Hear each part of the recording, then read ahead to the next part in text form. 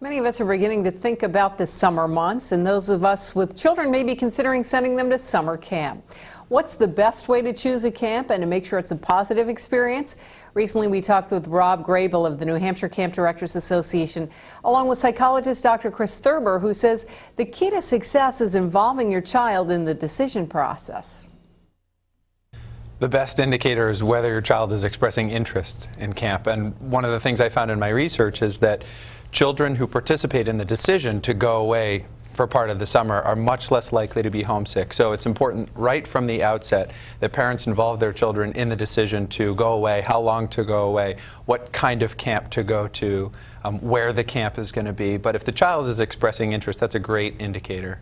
Rob, I know with your camp, Camp Hemedjawasset, that you have 7-week sessions. Is that right? Exactly, although there also is an option for a 3.5-week half session.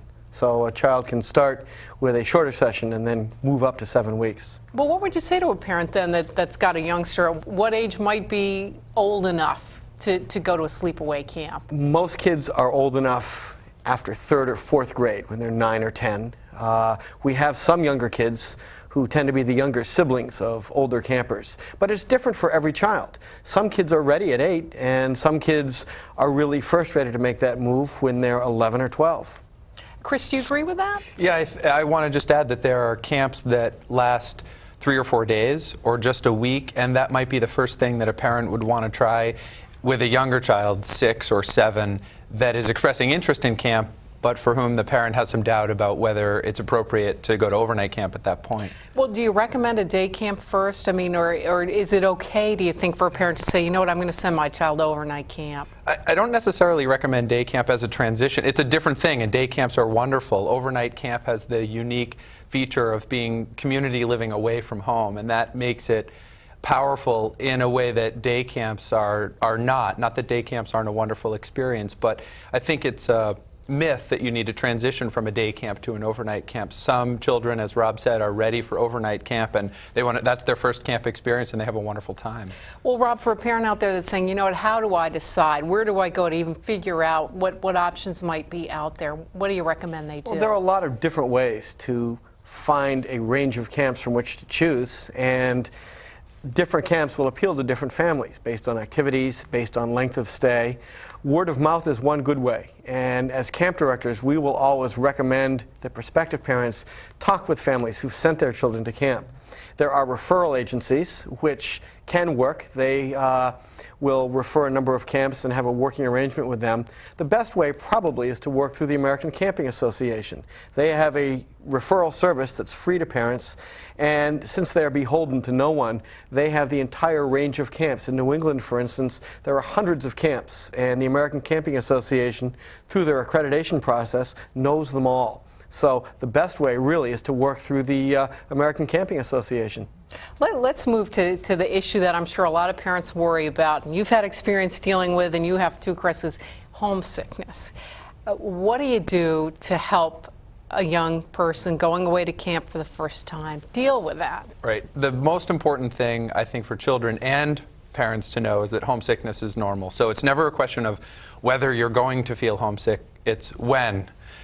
It's going to happen, and it's a question of intensity. But there are a lot of things. I mean, the good news is that there are a lot of things that parents and children can do ahead of time to prepare for the experience, and I talk a lot about it in my book, The Summer Camp Handbook, which is intended expressly for that purpose, to help prepare families to get the most out of what is an incredibly positive and powerful growth experience for children. So some of the things that they can do before camp, I mentioned the importance of involving their child in the decision right from the outset, and in all aspects, packing and shopping for camp and things like that. It's also important that children spend some practice time away from home, and that practice time simulates the time at camp to the extent possible. So for example, if there's a no phone call policy at camp, that practice time shouldn't involve any phone calls. So if it's a weekend at a friend's or grandparents', no phone calls. And in fact, I advocate practicing letter writing, which is the way that a lot of families are going to keep in touch. But you'd be surprised at how many children don't know how to address an envelope or where the stamp goes. It's a lost art these days, I think. It is. Rob, what do you do for campers that come to you and they're homesick? I mean, how do you help them out? Well, because we know it's going to happen, we're usually very well prepared. And we will have addressed it with the child beforehand. So I will say to them, hey, when you come up to me during the season and tell me that you're homesick, we'll be ready. We work a lot with staff training. We do role-playing with the staff, so we really have them ready to deal with the kids. So they're not thrown off by the fact that a child is withdrawn at mealtime, a child is softly crying at bedtime, and those are the two big times when homesickness manifests itself, are mealtime and bedtime. And we work with the kids very easily because you can tell them, A, everyone is homesick. I was homesick once. Your counselor was homesick once. We remind the kids that it is of short duration. We tell them it's like having a headache. This is not very pleasant now, but it's not going to last the entire time you're at camp. Does it matter if you send a child away, far away or not? And do you recommend that parents come up and pay a visit if the young person's homesick? Oh, definitely not. Oh, really? The worst thing you can do for a child who is homesick is have the parents visit or have the parents talk with them. It's an instinctive reaction that parents would want to talk with their child, and many ask about that, but they do trust the experience. We've seen so many kids learn to deal with homesickness, and it's one of the best things that you can get from being at camp is learning how to deal with your homesickness. All of a sudden you think, hey, I licked this by myself, and that empowerment is very strong. So we don't wish for kids to be homesick, but learning how to manage that is one of the first real signposts of independence. It's one of the things that parents need to know in terms of preparation for a residential camp, for an overnight camp. They will likely get a letter from the camp, from their child, expressing homesickness. And parents need to remember, first of all, that letter's 3 or 4 days old, that the homesickness could have gone away by that time, or the child is getting better at coping with it. And the parent needs to respond in an empathic way, but also a supportive way, not to come up and rescue the child. One of the biggest mistakes that well-intentioned, kind parents make is making a pickup deal with their child before the child goes to camp.